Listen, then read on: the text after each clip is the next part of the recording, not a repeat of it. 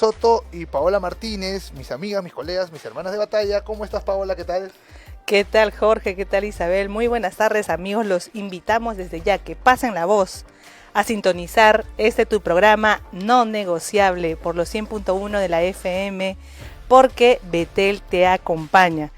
Y tenemos también, como siempre, nuestra amiga, colega Isabel Soto.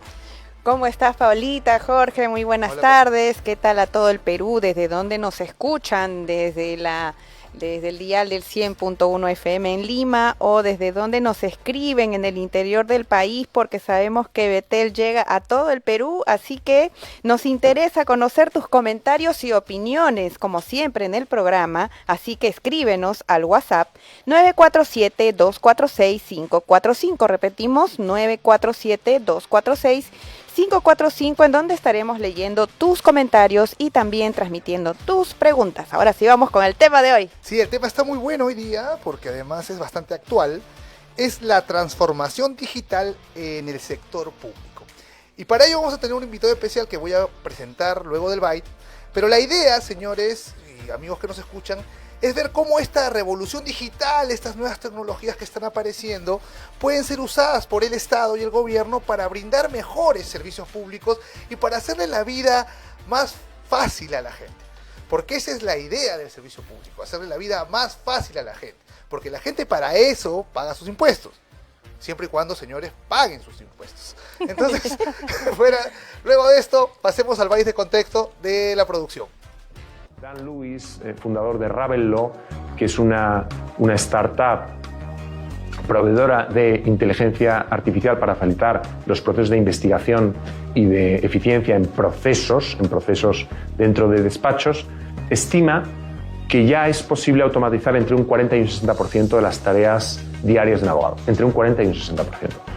Claro, eso uno lo puede ver desde una perspectiva pesimista o desde la perspectiva optimista. Desde la pesimista, uno puede pensar que vamos a necesitar muchos menos abogados, que por tanto van a sobrar muchos abogados en el mercado, nos llevará a sistemas en los cuales no solo el abogado delegará un 40% o un 60% de su actividad en un robot, por decirlo así, sino que los jueces harán lo mismo, los legisladores harán lo mismo y el Poder Ejecutivo hará lo mismo.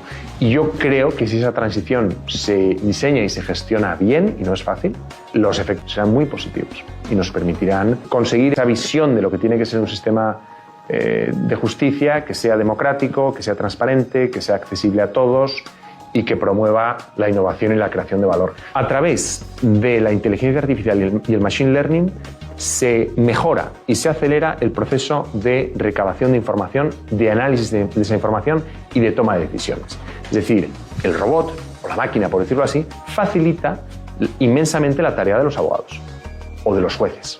Y eso es bueno, diría, sin duda alguna. La otra perspectiva es que se libera un 40% del tiempo que ahora tienen los abogados para generar valor.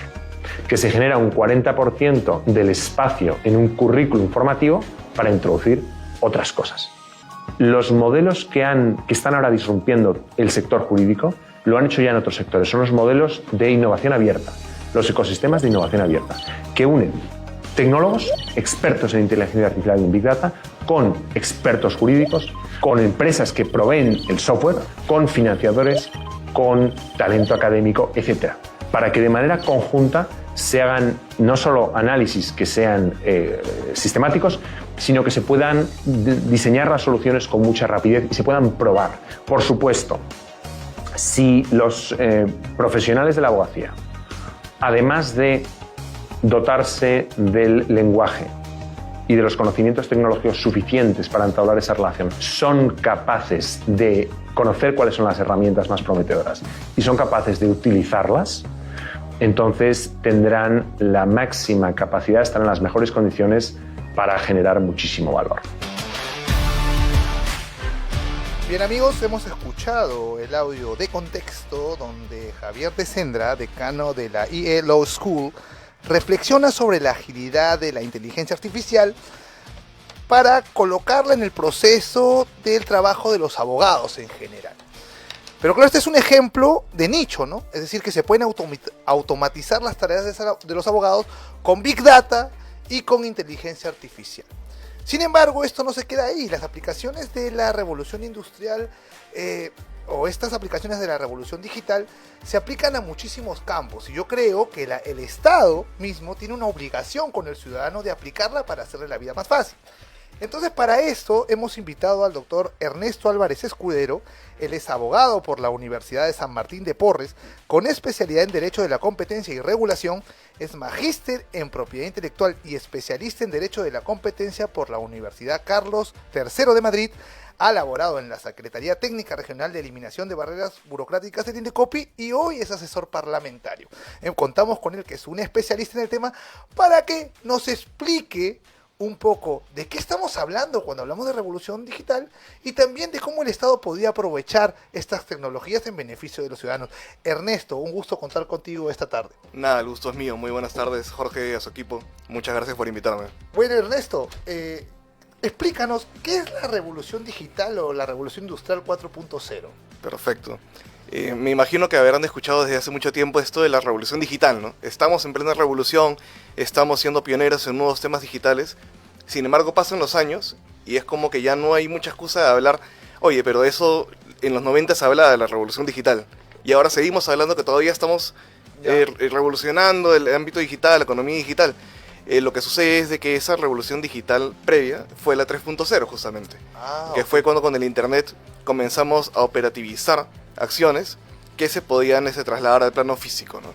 Lo que ahora estamos haciendo en la revolución 4.0, que ya empezó hace un buen tiempo, algunos dicen desde 2010, 2011, fue justamente generar que las operaciones se realicen íntegramente en el mundo digital por medio de, por ejemplo, la Big Data que estabas mencionando, por medio de la inteligencia artificial, por medio de la seguridad, que es hoy en día la blockchain, y demás mecanismos que se cuentan, ¿no? Ok, cuando hablamos de blockchain, de Internet de las Cosas, de Big Data, de inteligencia artificial, ¿a qué nos referimos? ¿Tú podrías ayudarnos explicándole al público estos 4 puntos de manera sencilla? Perfecto. Mira, imaginemos para el ejemplo esta radio, creo que es lo más ideal. Esta radio tiene varios usuarios, consumidores que escuchan constantemente los programas y a veces, me imagino, participan sea por concursos o porque los llaman o porque se suscriben a sus redes sociales. Todo eso son datos de cuál es su público. Entonces, ¿cuál sería un primer paso? Oye, ¿sabes qué? Yo quiero recopilar todos esos datos en una, valga la redundancia, base de datos, un Excel, digamos. Pero para no hacer todo ese trabajo engorroso, lo que voy a hacer es, me meto al ChatGPT y le solicito, hazme una base de datos con toda la información de los usuarios que nos escuchan, para yo poder así delimitarlos por edades, por personas, por género, etc. Cuando tienes eso, podemos hacer un siguiente paso, que es el más importante en realidad, y es donde entra la figura de la Big Data. ¿De qué me sirve tener tantos datos de la gente que me escucha, si más bien lo que yo quiero es utilizar esos datos y que se interpreten de una manera que yo sepa cuáles son las preferencias y cuáles son las tendencias que mis clientes o mis usuarios van a querer escuchar en mi programa? Eso es lo que el Big Data a día de hoy puede hacer. Puede incluso predecir conductas de las personas. Recordemos en las elecciones, las últimas donde postuló Obama, él tuvo un caso muy famoso donde utilizó Big Data para predecir qué cosas era lo que los ciudadanos norteamericanos querían escuchar en sus ponencias o sus declaraciones, y le terminó funcionando muy bien, ¿no? Wow, ¿y el blockchain y el Internet de las Cosas qué son? Perfecto. Tenemos el Big Data, tenemos nuestra data, pero esta data sensible. Tú no quieres que empresas competidoras tengan acceso a esa data que te ha costado tanto recopilar e interpretar. Entonces necesitamos mecanismos de seguridad. ¿Qué vas a usar? Un antivirus. A día de hoy ya no se usa tanto para sistemas tan grandes de bases de datos. Lo que vas a necesitar es un sistema integrado, que es el blockchain, o como se podría decir en español, un sistema de cadenas de bloques. Okay. Cada uno de estos bloques hay que imaginarlos, imaginemos cubos. Cada cubo dentro va a tener un pedacito de información específica. Y esa información está codificada por lo que se llama el hash, que es básicamente un código, como un password, ¿no? Una contraseña. Eso se va juntando un cubito con otro cubito y genera este blockchain, esta cadena de bloques de información. Si tú o cualquier usuario que participa dentro del blockchain modifica cualquier mínimo dato de uno de los cubitos, todos los demás que están dentro de la blockchain se van a dar cuenta. Entonces se cierra esa interconexión con ese cubo que ha sido alterado mediante sus datos. Entonces es mucho más fácil verificar y contrastar la seguridad, ¿no? Eso es básicamente la utilidad a día de hoy, la principal del blockchain. Del blockchain. Y el Internet de las cosas, para que la gente lo entienda, porque la gente lo vive, ¿eh? Vive el Internet de las cosas, Sí. pero no sabe lo No que es sabe. Internet de las cosas. El Internet de las cosas, básicamente lo podemos extrapolar a dos mundos. El más pequeño sería en nuestras casas. No sé si han escuchado una palabra que de repente suena un poquito complicada, que es la domótica, que es integrar sistemas de inteligencia, digamos softwares, a nuestro hogar. Desde el Alexa, que a veces compramos, eso ya es domótica. El Siri, El Siri es domótica y mucha gente lo tiene integrado en toda su casa. Tengo amigos que ni bien entran por la puerta, el Alexa ya sabe que las luces se prenden. Cuando llega a tal hora, ya sabe que las luces cambian y son más tenues. Te echas en tu cama y ya sabe que se prende el ventilador, por ejemplo. qué buena manera Todo de eso creerse. es Internet de las cosas en nuestro hogar. Pero hay algo más importante, que es en la ciudad, lo que se llama las ciudades inteligentes, por ejemplo. Y para eso, el gran problema que enfrentamos ahorita en el Perú es que necesitamos 5G, pero 5G de verdad, no el que tenemos ahorita. Porque ahorita utilizamos antenas de 4G adaptadas para el 5G, pero nosotros vamos a necesitar antenas nuevas de 5G que son más pequeñas, pero mayor cantidad. Y como se imaginarán, eso no es solo un tema burocrático, sino un tema de aceptación de la misma sociedad, ¿no? Que a veces es reacia el tema de antenas. Muy, muy interesante, doctor Álvarez, realmente con todos estos nuevos términos que en la realidad ya lo venimos aplicando, ya lo venimos viviendo en el día a día, pero como el tema del día es transformación digital en el sector público, quería hacerle la consulta. ¿Cómo esto viene implementándose en los servicios públicos, en el sector público? ¿Cuál es el principal obstáculo? Por ejemplo, hace ya unos meses visité las oficinas de RENIEC, que creo que es una de las instituciones que tiene más avanzado el tema también de la sistematización de la información, de la Big Data, de la accesibilidad, de la transparencia.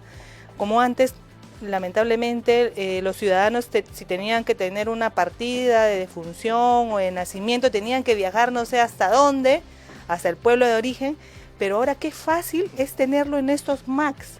Qué fácil es tener ese tipo de información que ahorra bastante tiempo. Entonces, no sé qué otra entidad también estará trabajando. Yo creo que también Registros Públicos va en esa carrera. Vemos, por ejemplo, también hace poco un compañero de trabajo decía, he ido a visitar las salas, los juzgados, acá en la avenida Bancay, y me he quedado sorprendido de la cantidad de expedientes hasta el techo, ¿no? El tema también de la digitalización. Doctor, quería que nos explique cuál es el principal obstáculo o qué ejemplos específicos tiene usted de entidades que vienen aplicando esto. Ok, empezando por lo último que mencionaste en el sistema judicial, hay una discusión muy interesante que recién va a empezar ahorita. Wow. ¿Deberíamos utilizar inteligencia artificial para la resolución de expedientes judiciales a nivel operativo, para, digamos, usar la Big Data, pero también incluso para resolver? Que parte de la sentencia, del texto de la sentencia, sea elaborado por una inteligencia artificial. Eso incluso está propuesto. Hay como 2 proyectos de ley ahorita que proponen ir por ahí. Es un poco peligroso, ¿Para qué definitivamente. casos? Porque si el caso es muy complejo, a veces los casos tienen un detalle chiquitito, nuevo, novedoso que aparece, que modifica todo el sentido de la resolución, ¿cierto? Sí. Y el tema podría darse seguramente para, no sé, pues me imagino yo, para cuando tú rechazas liminarmente una demanda porque falta alguna cosa muy obvia, ¿no? Tal vez sería así. ¿O para qué casos está planteado eso en el O para proyecto de ley? complementar, yo he trabajado en el Poder Judicial 6 años y yo creo que tal vez se da cuenta de un documento y se corre traslado. Yo creo que esos temas sí podría ser, pero creo que el tema de fondo de sentencia que requiere de un análisis de Valoración de pruebas. valoración de Exacto. pruebas, entre otras cosas más, yo creo que sí ahí va a tener un poquito de dificultad, ¿no? Estoy totalmente de tu lado. Pero lo Creo- interesante es que ya se discute. Sí, pero es que ya pasó en Colombia, si no me equivoco, se hizo una sentencia donde la revisión de fondo fue hecha por inteligencia artificial y hubo problemas porque las fuentes estaban mal. Claro. Ay, Y eso es una. Y otra cosa es hablar del sesgo que puede tener la inteligencia artificial, Claro. Claro. que ya son un tema aparte, ¿no? Pero que existe No, sí lo tiene. determinados sesgos Es en que varias ya lo tiene. inteligencias. Bueno, entonces esa es una de las cuestiones que se está discutiendo. Otra muy importante es la utilización de las blockchains para poder proteger datos en la red. Por ejemplo, pensemos en la SUNARP, ¿no? Y en los registros de catastro. Un gran problema es poder contener y utilizar toda esa información, y cualquiera que haya hecho transferencias de inmuebles puede volverse una pesadilla, y la inseguridad jurídica que hay al no saber bien si todo está correcto es grande. El caso Orellana, por ejemplo, es el caso emblemático de que en los notarios no siempre se puede confiar. Y esa es otra, porque cuando tú quieres hacer una transferencia de inmueble, hay dos protagonistas. El Estado, por supuesto, que es un ente burocrático y se puede resolver con blockchain, pero hay otro gran partícipe, ¿no?, que lo acabas de mencionar, el notario. Entonces hay discusiones para que todos los, digamos, actos notariales puedan ser contenidos en la nube, por ejemplo, protegidos por la blockchain. Y eso traería una gran seguridad jurídica. Incluso a día de hoy se está a punto de ya terminar un debate que va a ser discutido en el Congreso, en la Comisión de Justicia, para que el acto notarial de fe pública, se pueda realizar de manera digital. Entonces uno ya no tendría que estar yendo. Pero claro, eso funciona siempre y cuando tengamos la garantía de que la fe digital va a estar debidamente protegida. Y uno de estos mecanismos Doctor es Ernesto la Álvarez, blockchain. le saluda Isabel Soto. Muy interesante todo lo que nos está comentando, porque en realidad, como dijo mi compañera, ya estamos viviendo esta realidad y muchos no sabemos que esta es la denominación que reciben estos fenómenos, ¿no? De la revolución digital, la revolución industrial, el blockchain, el Internet de las cosas, el Big Data, la inteligencia artificial. Pero considero también que dentro de los obstáculos que se puede presentar para dar el salto al uso de las nuevas tecnologías, también está, digamos, la ideología de nuestra sociedad. No sé si lo ha visto alrededor del mundo, de repente en otros países, esta resistencia que hay, por ejemplo, a las antenas del 4G o del 5G, y de repente usted, como abogado un poco más entendido en esta materia, nos puede hablar de eso también, pero también acerca, doctor, de lo que es la inteligencia artificial. ¿Cómo la podemos utilizar o valernos de esto? Entiendo que el tema va más dirigido a lo que es el gobierno digital, pero las personas que trabajamos, abogados o funcionarios del Estado, ¿cómo podemos valernos de esta herramienta de la inteligencia artificial? Y efectivamente, como decía mi compañera, también yo hice CECIGRA en el Poder Judicial y los expedientes eran pues para llegar al techo, algo tan espantoso, de una burocracia tremenda que además afecta mucho al justiciable porque los procesos tardan años en resolverse. Estamos pasando a una era de la digitalización, doctor. Entonces, ¿cómo podemos avanzar hacia eso? A la digitalización de tremenda carga procesal de los juzgados, que es uno de los poderes del Estado muy importantes, pero también cómo el ciudadano o el funcionario puede valerse de la herramienta de la inteligencia artificial, y el tema de la resistencia, doctor, por el hecho de ser las antenas de 4G o de 5G. Yo creo que el tema de la inteligencia artificial, así como cualquier novedad para el ciudadano, es cuestión de que la vaya utilizando para perderle el temor, ¿no? No sé si recordarán, yo sí lo recuerdo muy bien, hubo una época en que el peruano era hiper reacio a utilizar su tarjeta de crédito en línea, porque creía que automáticamente se iban a llevar todas sus cuentas bancarias. Sí. Y bueno, lastimosamente Sí, en pasa, ocasiones terminó algunos pasando. casos, sí. La A mí me ha pandemia pasado. lo aceleró, digamos. Pero digamos, le cogimos la costumbre en el camino. La utilización son muchísimas. Un profesor, por ejemplo, que espero que no lo haga, si lo desease, puede entrar a la inteligencia artificial y pedirle que le haga una clase del tema que él quiere. Y después de pedirle el resumen, le pide las diapositivas y se las va a hacer. Y ya tiene todo el material. Luego le pide un examen que te lo hace y luego se lo hace a los alumnos, quienes van a copiarse utilizando también su inteligencia artificial en su celular para que les dé las respuestas, ¿no? Yo, por ejemplo, soy un profesor que siempre deja usar materiales. Entonces es un reto para mí lograr que las respuestas no las puedan ubicar con su celular, ¿no?, rápidamente. Entonces eso ya es un uso. Y hablaba también de las ciudades inteligentes hace un momento. La inteligencia artificial lo que puede hacer es coordinar todos los semáforos de una ciudad de forma que el tránsito sea lo más ágil posible. Pero para eso regresamos al gran problema de las antenas.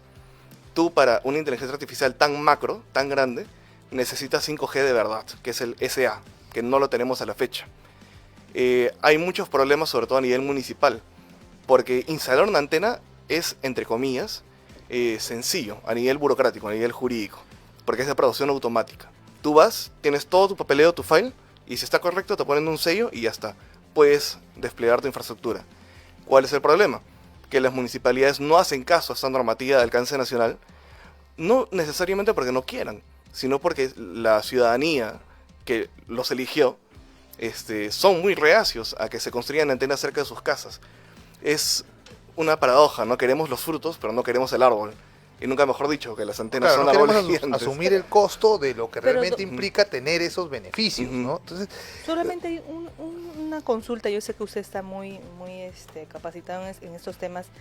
¿Usted sabe si es que es cierto el tema del impacto de las ondas que producen estas antenas realmente tiene repercusión en la salud? Porque yo creo que de ahí viene el punto. Yo sé que eso no es el tema, pero tal vez usted tiene conocimiento en relación y a las eso. anteriores no sienten no pasan lo mismo con las anteriores, con las 4G. O sea, y pregunto, no están, para complementar la pregunta de Paola, no estamos exagerando el principio precautorio, que creo que es el principio que se está aplicando en temas de derecho ambiental, ¿no? Para que la gente lo entienda, es el principio en el cual no necesito acreditar que hay un daño, sino la posibilidad, ¿no? O falta de estudios para poder anticipar una medida preventiva, digámoslo así, para que la gente Y lo me entienda. parece, doctor, para complementar, que hace poco salió en un dominical el caso de una familia cuya esposa tenía, bueno, un esposo tenía a su esposa con un tema de cáncer al cerebro, algo así, en San Isidro, donde había demasiada concentración de radiación. Eso también está regulado por el Estado, y ¿tiene eso algo que ver con el 5G? ¿Y en Europa cómo usan entonces? Esa es mi pregunta también. O sea, en Europa, Hay en antenas Estados de Unidos. 5G por todos lados. Claro, o sea. No, sí estudié un poquitito el tema, porque cuando trabajé en el Indecopi, parte de la labor era capacitar a las municipalidades para que no tengan burocracia ilegal. Y uno de los grandes temas era las antenas, ¿no? Entonces sí tuvimos que capacitarnos un poquito para explicarles de que no había ningún tipo de peligro, ¿no? Todo genera radiación en realidad. Nosotros como seres humanos generamos radiación. Pero hay varios tipos de ondas de radiación, y las ondas que genera el 4G, el 5G, no pueden penetrar en la piel, para empezar. Se quedan en la primera capa y rebotan simplemente. Entonces por ahí no hay ningún peligro, ¿no?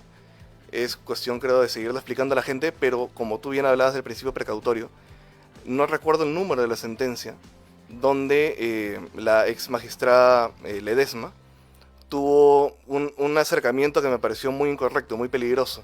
Ella mencionaba de que por el mismo principio precautorio, ante la duda de que no se ha demostrado que sí hace daño, porque hay estudios que dicen que no, pero como no hay uno que defina algo de manera concluyente, sí deberían las municipalidades tener mucho cuidado con aprobar instalaciones de antenas. E incluso fue más allá, diciéndole a la municipalidad, en ese caso era del Callao, si no me equivoco, que genere mayor regulación para cuidar la salud de las personas de su municipio, lo cual ya incluso es debatible cuáles son los alcances del Tribunal Constitucional para estarle pidiendo más regulación Claro, eso a una no le corresponde, municipalidad, ¿no? ¿no? Porque si no, para tal caso, Pero claro, si nuestras autoridades tienen estos sesgos, yo creo que tenemos un gran problema, porque entonces ¿cómo le vamos a explicar a la ciudadanía que si sus autoridades desconfían de la infraestructura de telecomunicaciones, ellos también lo van a hacer? Sin embargo, hubo un gran cambio en pandemia, creo yo. Antes de la pandemia, habían 10 millones de peruanos que no tenían internet. Ahora tenemos 6 millones. Claro, son muchísimas personas, pero hay una gran mejora. ¿Por qué? Porque vino la pandemia, nos encerraron en nuestras casas y nos dimos cuenta, incluso la gente que tiene el dinero para poder acceder al internet de manera cómoda, tenía problemas de conectividad para trabajar, para estudiar. Entonces, uno no se puede ni imaginar los problemas de los niños en zonas rurales que tenían que seguir con sus clases de manera virtual. Y no había internet porque no había la infraestructura para el despliegue de la banda ancha. Y esto, digamos, generó un cambio de paradigma y hemos estado mejorando en la materia. Tenemos un problema pendiente de todos modos. La concesión de la red óptica de banda ancha le pertenecía, o estaba concesionada, mejor dicho, a una empresa que se llama Azteca. Y en 2021, si no me equivoco, venció esa concesión y Pronatel, que es una entidad empresaria del Estado, se quedó con esa concesión diciendo que era mientras tanto, mientras que buscaban otra empresa privada a la cual concesionarla. Sin embargo, ya han pasado 3 años y Pronatel mantiene digamos, ya básicamente monopolio estatal de banda ancha, lo cual es peligroso, porque incluso se aprobó una reforma constitucional diciendo que el internet es un derecho constitucional, y eso te da pie a aplicar subsidiariedad de una manera mucho más sencilla, ¿no? Claro. ¿Y no es porque no pueden encontrar a alguien, no es rentable, o es un tema, como más o menos usted lo está tratando de hacer ver, que es un tema ya de política? Parece, a mi parecer, un tema más de política. Sin embargo, tampoco me consta que sea falso lo que ellos dicen, de que los concursos terminan desiertos por determinados motivos a lo largo del proceso, ¿no? Doctor, y de hecho en el Perú contamos con una ley de gobierno digital, el decreto legislativo 1412 aprobado el 2018. Desde esa fecha han pasado 6 años. Entonces, ya que estamos hablando de paradigma y del avance de este tipo de tecnologías, ¿cuál sería el balance que usted ve en esa ley, según su opinión? En general, yo creo que la ley más hizo un marco amplio de lo que en los próximos años iba a ser las políticas públicas en transformación digital, ¿no? Se creó esta Secretaría de Transformación Digital que viene elaborando muchas cosas de manera tal vez correcta, pero en otras no mucho. Para los abogados que nos escuchen, me imagino que muchos sufrirán y conocerán esta página, el gov.p. Sí, Ay. sí, que se supone que Sí. antes yo iba al Ministerio de Energía y Minas, porque yo trabajaba en minas, y encontraba todo bien bonito, yo ya sabía cómo, había un problema, eso sí, cada entidad tenía su propio diseñador web, entonces uno lo tenía abajo un link, el otro tenía arriba, la municipalidad ni qué se diga, pero por lo menos tú ya conocías tu entidad y sabías que estaba todo, pero con la gov.p, yo entro y te remite. Es bien complicado buscar las cosas que necesitas. Se supone que la idea, creo, usted me corregiría, era colocar todo en un solo sitio, ¿cierto? Exacto. Pero eso no es solamente componer la página, sino que mucho más. Y lo otro que también observé es que hay una idea confusa de lo que es la digitalización, porque digitalizar no es poner la página nomás, pues no es poner el PDF escaneado y ya, sino es ver la forma en que yo manejo la información y la uso para tomar una decisión relevante, ¿no? Entonces, yo he observado que ahí es donde el gobierno se ha entrampado un poco, pero ¿cómo podríamos salir de ese entrampamiento, doctor? Es un debate que de hecho lo hemos estado pensando mucho desde el ámbito parlamentario porque claramente hay algo que no ha funcionado. Es más, se cae el go.p y se te cayó todo. El Sistema Nacional de Páginas Web, y nadie puede trabajar, la gente no puede realizar trámites, que es aún más importante. Es un problema grave. Muchos organismos del Estado incluso están buscando como que zafar o salir de ese go.p y mantenerse de manera independiente. Algunos ahorita lo mantienen, por ejemplo el Indecopi todavía tiene su página híbrido dentro de go.p, pero también por fuera. Todo lo que hace la búsqueda de sus resoluciones, que es algo súper importante para los que queremos realizar una denuncia por un abuso al consumidor o al Estado o lo que fuese, se mantiene de forma independiente. Pero la Secretaría de Transformación Digital igual es un poco terca en que tienen todos que adecuarse al sistema, ¿no?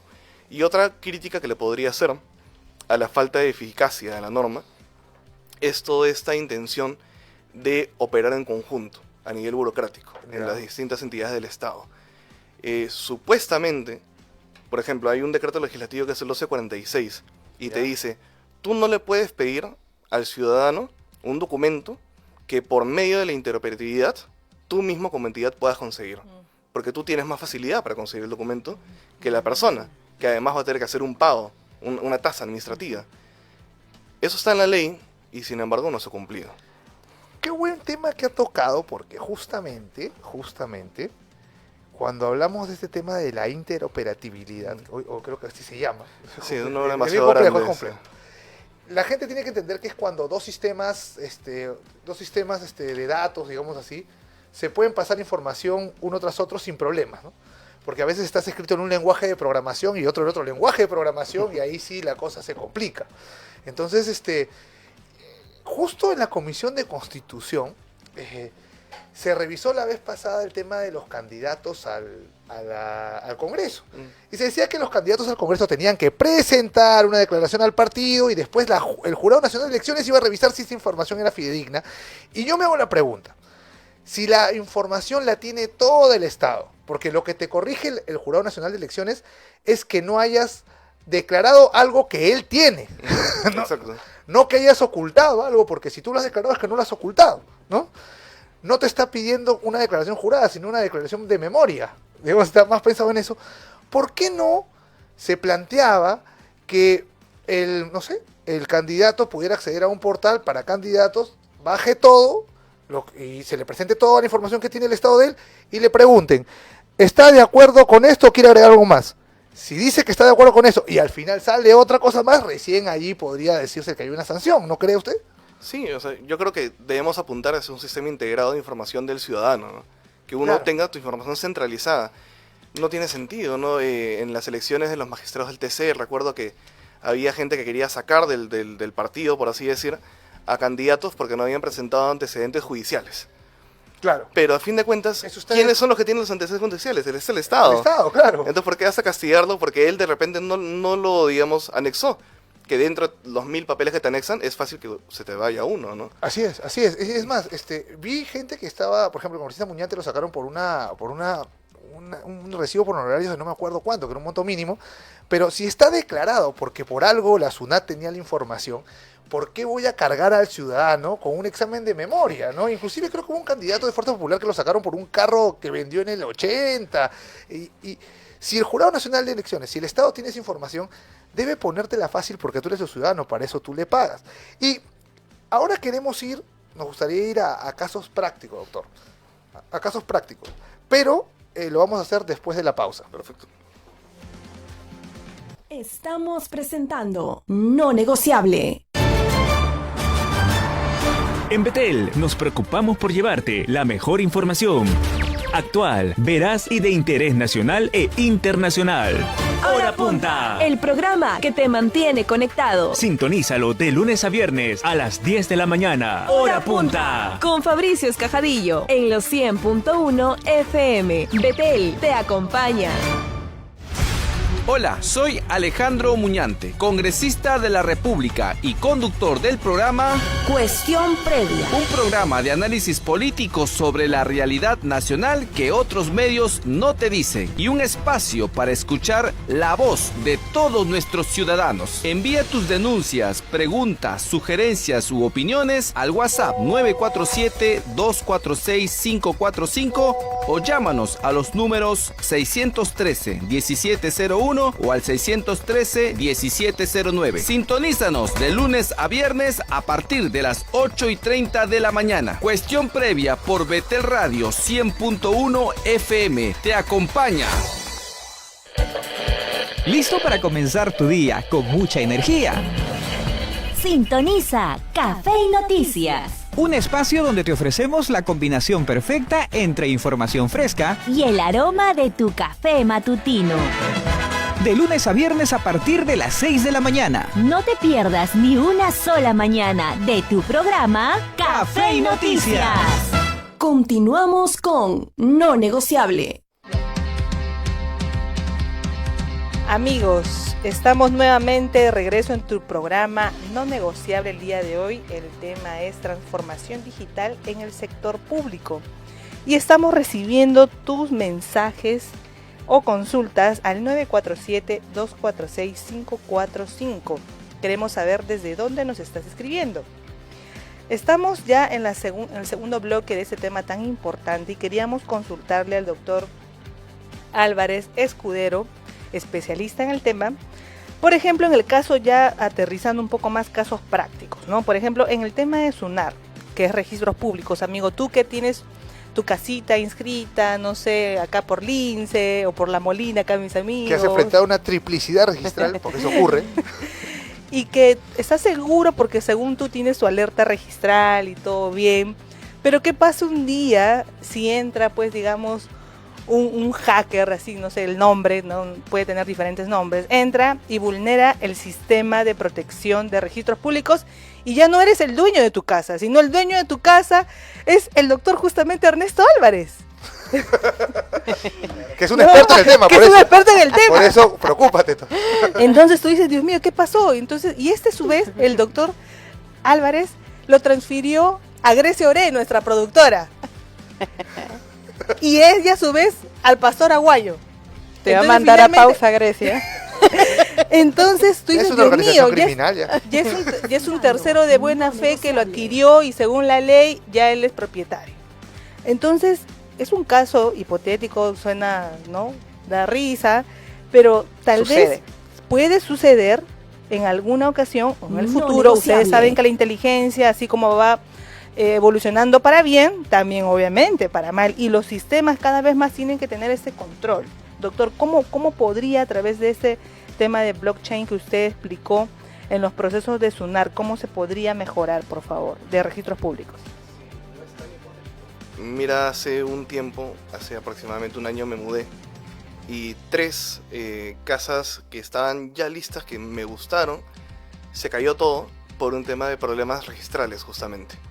Me acerco. Sí. Entonces pasa. Actualmente el sistema registral es un caos. Y cualquiera que haya trabajado con para poder mudarse a un nuevo hogar, lo habrá tenido que disfrutar de manera negativa. Y claro, y eso es a nivel simplemente burocrático. Ya ni hablar del ejemplo que estás poniendo ahorita, ¿no? Que es que hay un hackeo a la información que está colgada en la red de la SUNARP. Y que debe haber pasado incluso más de una ocasión. Una gran solución, como bien lo mencionabas, es el blockchain. En vez de que esté la información subida, por ejemplo, a una nube común protegida por un antivirus simple, o que esté subida dentro de la misma página web sin un backup, que eso ya sería un pecado para mí a día de hoy, lo que tendrías es que esa información esté subida en estos que explicaba antes como cubitos de información, cada uno protegido por su propio código y donde son los mismos usuarios los que pueden generar la verificación de seguridad de esta blockchain. Este sistema, muchos dicen, yo la verdad mis conocimientos no llegan tanto como para poder asegurarlo, pero los expertos tienden a decir que es inhackeable la blockchain. Entonces, ¿podrías con eso ya evitar que te estés pagando la copia certificada con la copia que no tiene valor? Que ya es... Se supone que si voy a un lugar público para que me den un certificado tiene que tener valor, ¿no? No me vas a dar uno que... No, este no tiene valor, este sí tiene valor, pero sale de la misma entidad, ¿no? Claro, y me ahorra costos. Ese sería el siguiente paso, ¿no? Si ya aseguramos la seguridad, entonces hay que volver a ver los trámites que tenemos que realizar y simplificarlos definitivamente. Doctor, ¿qué estudia entonces un especialista que se dedica al blockchain, a la big data, a la inteligencia artificial? Porque vemos que es muy importante no solo de implementar en SUNARP, sino que esta interoperabilidad podría mejorar incluso otro tipo de sistemas como los que tiene Indecopi, que dice que tiene un sistema aún híbrido, ¿no? No ha migrado totalmente al gobierno digital, digamos al gov.pe, conserva su página, pero es una curiosidad que tengo. ¿Qué se estudia para aprender todo esto? Y si nosotros como ciudadanos y funcionarios deberíamos tomar un curso tal vez de inteligencia artificial con todo esto que nos está comentando y cómo la interoperabilidad puede mejorar el sistema de atención al ciudadano en cuanto a los registros. A nivel jurídico, los expertos son los de derecho informático que se especializan en protección de datos personales. Yo tengo una abogada, una amiga que es abogada muy querida, la cual justamente se especializa en eso, ¿no?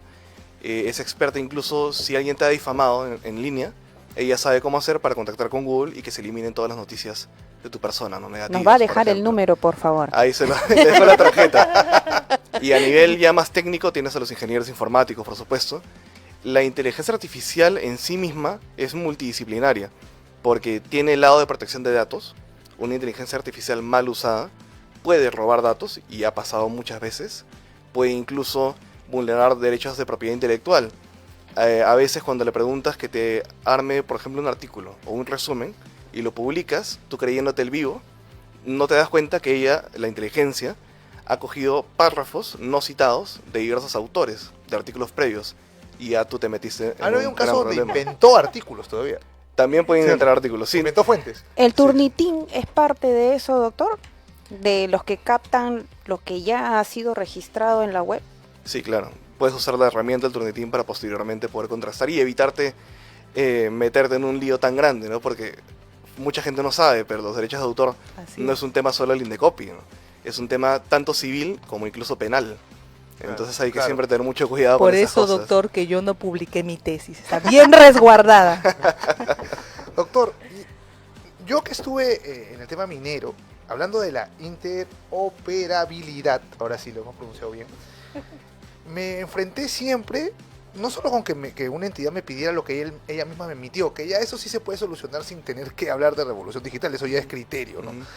Sino que en el Perú hay varias concesiones, tanto mineras, energéticas, de electricidad, de forestales, de todo tipo, pero no hay un sistema que te diga a ti dónde estoy colocando mi concesión. Si bien hay un programa que es el GeoCadmin, no es una base de datos completamente sistematizada en tiempo real que tú lo puedas observar y jugar con la información, porque yo creo que lo importante cuando tú estás en la era digital no es que veas un PDF, pues, sino que tú puedas jugar para tomar información relevante sin modificarla, simplemente tú interpretarla de diferentes maneras.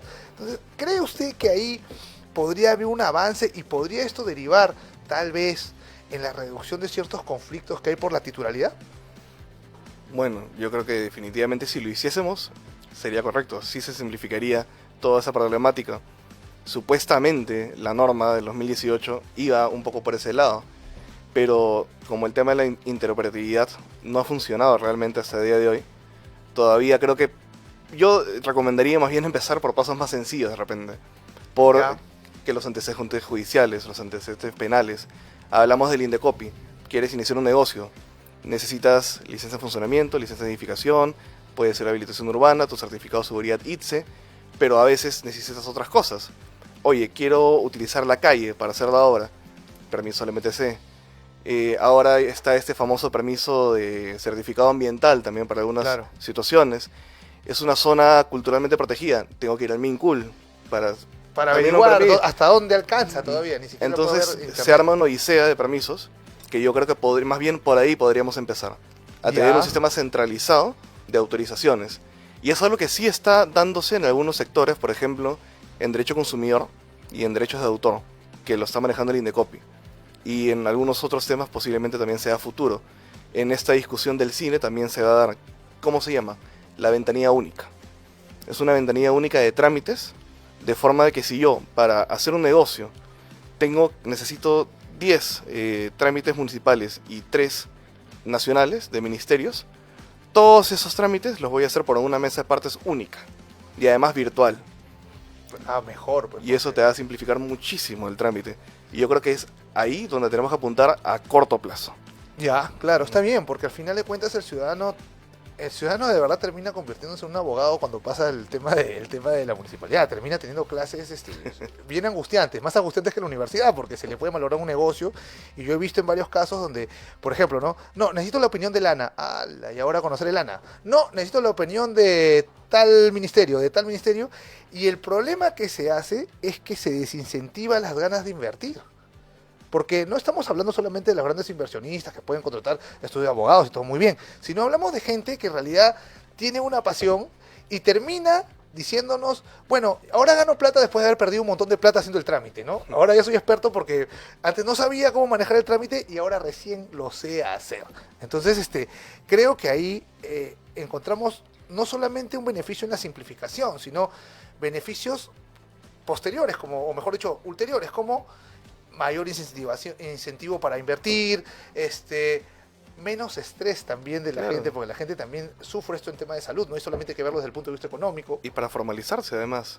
Siempre se pregunta por qué no hay tanta formalidad en el Perú, por qué estamos con súper números de informalidad.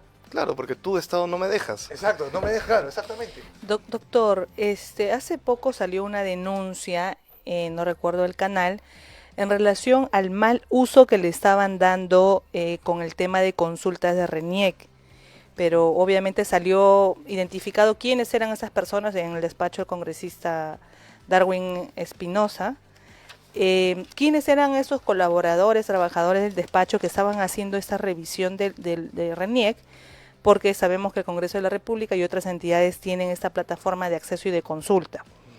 Pero pues las personas tal vez pensaban de que voy a ingresar acá, voy a revisar todos los DNI posibles, las fichas RENIEC, pero no sabían esas personas que queda el registro de quiénes están haciendo las consultas.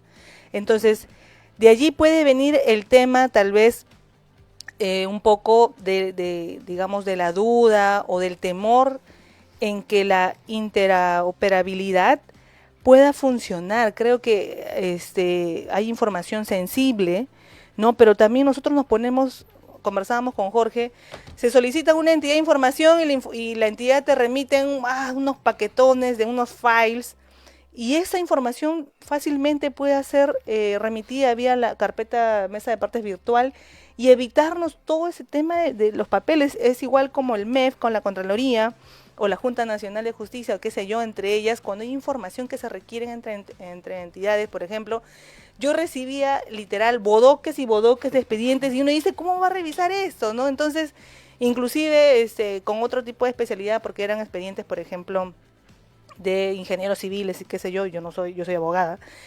Pero, ¿cuál es el principal limitante? Si sabemos que se puede dejar un rastro, digamos, en la revisión, ¿por qué aún así no se quiere aplicar este tema de interoperabilidad, por lo menos entre entidades, que ayudaría bastante en el tema de la facilitación de la información? Yo creo que por el temor. La gente desconfía todavía del ámbito digital de las cosas. Hablaba hace un rato del debate de la notaría por vía digital. Hay varios parlamentarios que todavía tienen dudas al respecto, porque creen que se podría viciar esa voluntad, esa fe pública, ¿no?, al ser digital. En el caso de la RENIEC también puede suceder casos incluso cómicos para los que lo escuchan, no para los que lo sufren. Recuerdo que una trabajadora del Indecopi una vez fue a la RENIEC para realizar un trámite y le dijeron que no podía hacerlo porque ella ya estaba muerta. Así lo estés viendo aquí, así la estás viendo, o sea, así la estés viendo. Sí, y dice, señor, pero aún así acá estoy, ¿no? está comprobando la huella. Usted está muerta porque acá en el registro sale que había pasado. Pelea con el esposo y el esposo pudo hacer ese acta de función, ¿no? Claro, la simplificación puede tener consecuencias negativas. Uno no simplifica solo por simplificar, ¿no? Hay que ver cuáles son las externalidades que se pueden ocasionar. En el caso que mencionabas de la gran cantidad de expedientes físicos, uno de los ejes principales de la revolución 4.0 es justamente ello, es digitalizar lo que es físico, para tenerlo todo en base de datos y luego, como mencionaba, con la Big Data, poder interpretar, ¿no? Por ejemplo, una inteligencia artificial lo que podría hacer es digitaliza, arma la base de datos de todos esos expedientes y de una manera muy veloz te saca resúmenes o sistematiza todo el caso. Pero, nuevamente, ahí está el peligro. ¿Qué es lo que te está resumiendo? ¿Qué es lo que no está? Lo que está obviando. ¿Por qué lo está haciendo? Puede haber un factor de corrupción también que en el Ministerio Público, porque el Ministerio Público se inició con plata, no me acuerdo de quién, si fue del BID, no fue de quién, no me acuerdo de quién, un proceso y ese no se concluyó. Entonces, podría ser por un tema de que la transparencia también va contra la corrupción en cierto sentido. Claro. Sin acusar directamente, sino ver si eso es un factor en algunos casos que se han visto en el mundo de los que usted está estudiando, sin hablar del Ministerio Público ya, ok. Claro, el sistematizar todo mediante la revolución 4.0 puede ayudar a la transparencia, pero por otro lado, ¿quién es el que se encarga de asegurarte y que te dice esto de acá está transparentado, eso de acá es correcto? Finalmente, si la Secretaría, por ejemplo, de Transformación Digital, que todavía no está haciendo esa labor, así que no podría ni criticar ni ponerle peros, habría que ver cómo funciona, te dice que la información es correcta, es contrastable, claro, tienes que finalmente fiarte de su palabra, ¿no? Entonces son retos Factor que parecen siempre. casi de ciencia ficción un poco, que vamos a tener que empezar a, por lo menos a discutir, creo yo, en estos días, ¿no? Este año, creo ya, con todos los proyectos que hay. De hecho, doctor, uno de los proyectos o de lo que se estuvo debatiendo en la Comisión de Constitución es el tema de las declaraciones juradas de los candidatos. ¿No sería mejor que toda esa información, por ejemplo, se encuentre centralizada, doctor? Entramos a las páginas de los organismos electorales, del Jurado Nacional de Elecciones, encontramos las declaraciones juradas, pero incluso hay información que se pide, como usted lo dijo hace un momento, hay información que para el Estado es más fácil recabar que andarla solicitando, ¿no? Parece una redundancia. Y de otro lado, Su Salud creó una aplicación que permite a las clínicas y a los hospitales acceder a una base de datos para conocer en tiempo real el seguro del paciente, es decir, quién paga, lo cual agiliza el trámite de ingreso. El Estado está fomentando entonces que las entidades elaboren sus propias herramientas digitales debido al conocimiento que hay de la problemática, y usted sabe que el sector salud siempre es una papa caliente, siempre hay muchos problemas en cuanto a los usuarios que puedan hacer uso del seguro a tiempo, ¿no? Entonces, estas dos consultas, doctor, sobre la concentración, digamos, la centralización de las hojas, de las declaraciones juradas de los candidatos y de cómo es que las propias entidades, en este caso Su Salud, estaba elaborando su propia herramienta para saber a quién corresponde el seguro. Esto también está incluido en el marco de la ley, doctor, del gobierno digital, de los decretos legislativos que usted citó. Yo creo que justamente por lo contrario, ¿no? Me parece excelente que Su Salud haya habilitado esa plataforma, y yo creo que lo que está demostrando es que en tanto la ley no se ha logrado aplicar de manera correcta, por lo menos hasta la fecha, cada entidad, cada organismo, por su propia voluntad y por su propia necesidad, empieza a explorar las nuevas tecnologías para llegar a vías de simplificación administrativa, ¿no? Tenemos eso, tenemos lo que ya mencioné de las ventanillas únicas. PROMPERÚ también está evaluando crear su propia ventanilla única para el ingreso de iniciativas internacionales. Entonces yo creo que, claro, por supervivencia, cada entidad, a falta de una ley que haya funcionado, que englobe todo el sistema de interoperatividad, cada entidad va a buscar. Aparte porque sus conoce avances. su problemática. Exacto, conoce su problemática. Exacto.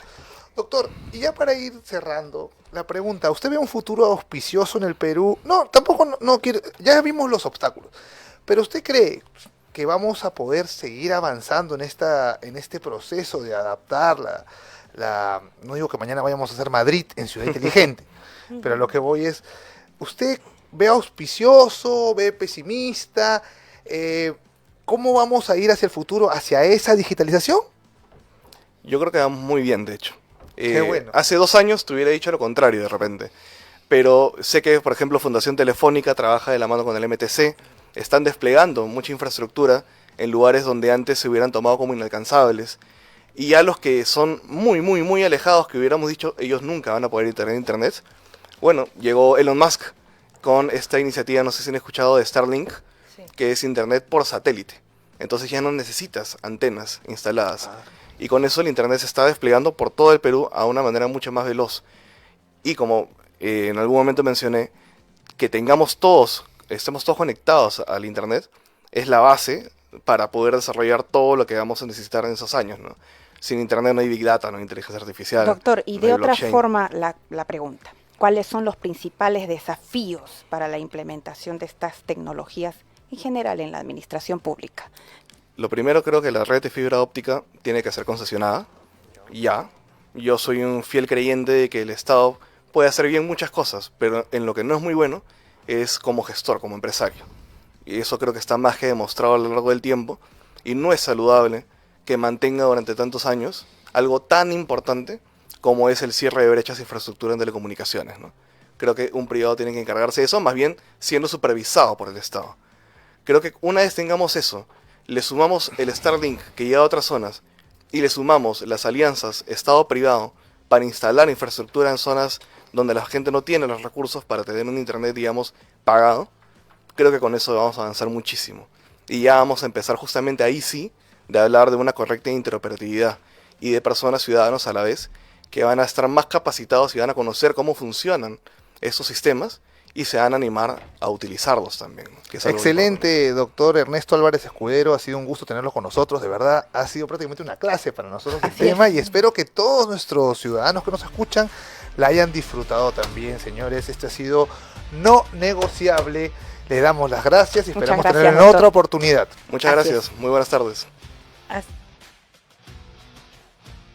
Les sugerimos, por favor, que ya un poco de la modernidad esta pueda ir ingresando a tu casa. Muchos de los que nos escuchan dicen, ay, mi hija hace mediante el celular, yo no puedo. No, ya es momento que te capacites. Esto ya está delante de nosotros y tú tienes que capacitarte. En inteligencia artificial yo sé que hay muchas entidades que tienen inclusive cursos gratis, en los cuales tú puedes ir capacitándote porque es momento ya de utilizar estas herramientas a tu favor. Así que, amigo, capacítate.